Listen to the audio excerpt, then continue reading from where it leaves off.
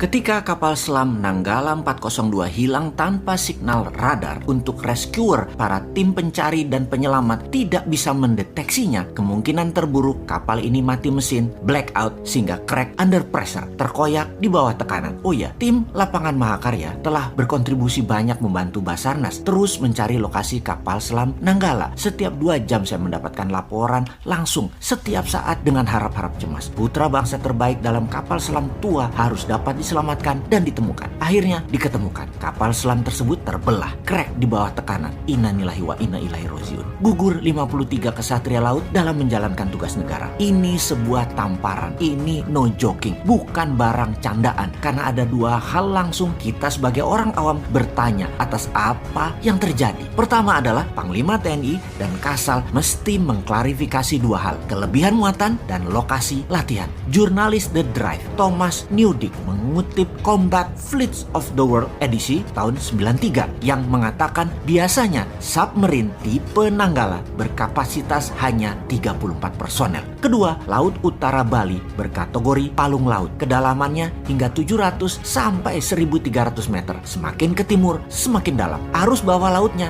deras dan kuat. Tempat latihan TNI AL dan kapal selam bukan di situ, tapi di perairan Situbondo, Banyuwangi, sampai utara Singaraja. Submarine Nuclear Power Fleet sekaliber Royal Navy's Astute kelas yang sanggup beroperasi di bawah 300 meteran aja tidak berani ke sana. Kapal selam Rusia terbaru dengan tenaga nuklir Yesen class bisa melakukan safe depth di 450 meter dan tidak berani lebih dalam dari itu. Kok bisa-bisanya KRI Nanggala angkut 53 orang dan latihannya di zona berbahaya? Wahai Panglima dan Kasal, mohon dijawab ya. Apa yang terjadi kemudian? Sistem pertahanan Indonesia jadi dikesankan terlemah di Asia Tenggara, bukan hanya omongan di warung kopi. Memang lemah. Seakan dalam 7 tahun ini tidak mendapatkan porsi yang sepadan. Sepertinya loh ya. Bahkan Menteri Pertahanan dipertanyakan status ke-TNI-annya. Hingga kemampuan Panglima TNI di dalam strategi membangun kekuatan pertahanan juga dipertanyakan. Sahabat, untuk meringkas masalah kapal selam Nanggala 402, jangan jauh-jauh melihatnya seperti para pengirim berita hoaks yang mengatakan diserang drone bawah laut Tiongkok lah, ditorpedo lah, ada kapal selam Perancis lah menyerang, ada perang laut akan terjadi.